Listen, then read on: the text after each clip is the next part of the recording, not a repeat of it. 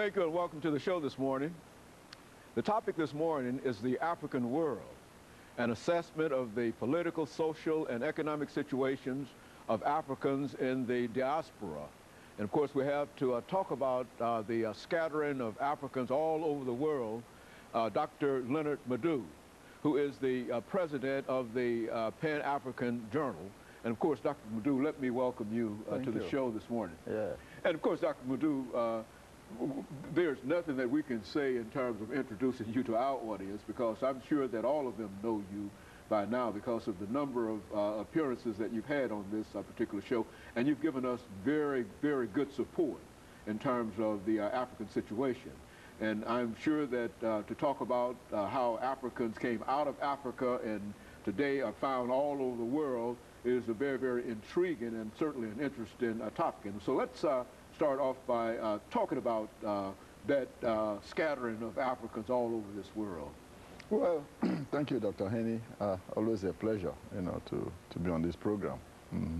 And I think this is a very important and appropriate topic, given the momentous election that we are going into in a few weeks. Our prospective president, if he wins, it's likely to be African American with an African father. So it's very important, and this topic is very appropriate at this time. Most people really don't know that apart from Africa, you have millions, of blacks, Africans all over the world, scattered in different countries, For example, in Latin America, almost all the countries have black citizens, even though they deny it. In Colombia, we have about 5 million blacks in Colombia. In Uruguay, you have almost 500,000 blacks in Uruguay. In Ecuador, the same. You have almost 500,000 blacks in Ecuador. In Peru, the same. You have a whole lot of blacks in Peru, almost 500,000, in Peru. In Argentina, Argentina has always claimed to be one of the whitest countries in Latin America because it chose to hide its black citizens. Yes, according to the World Bank recently, Argentina has almost 2 million blacks. What happens there, a lot of them deny that they're either blacks or otherwise. Chile has also blacks. Brazil has about 90 million black citizens, larger than any other black population outside Nigeria in the world. Guyana, almost half of the populations are black.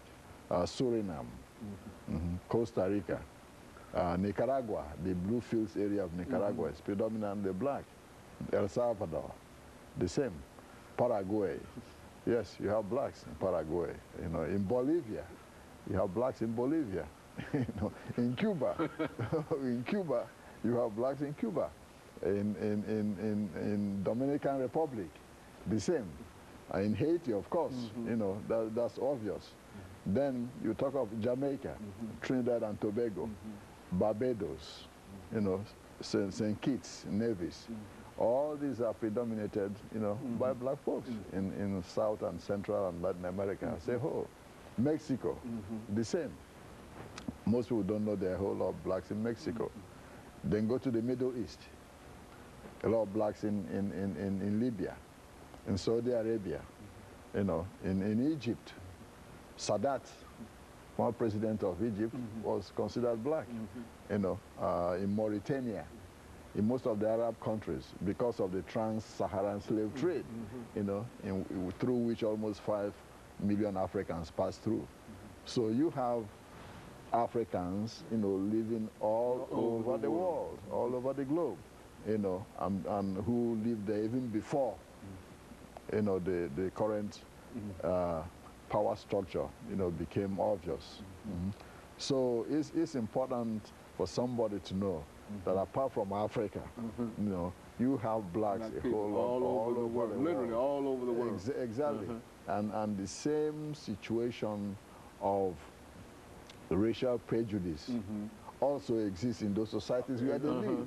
You know, when we talk of racism at times, people just focus on the United States. Okay. Not understanding that, you know, there's even more insidious racism in these countries, you know, where Africans live because of lack of laws in protecting them. Okay. And of course, Dr. LMadu, we've just about ended this first segment, and of course, we're going to take our first commercial break, and we're going to come back and we'll pick up right at where you are now and give that second segment. And of course, we'll be back with our audience following this very, very short commercial break.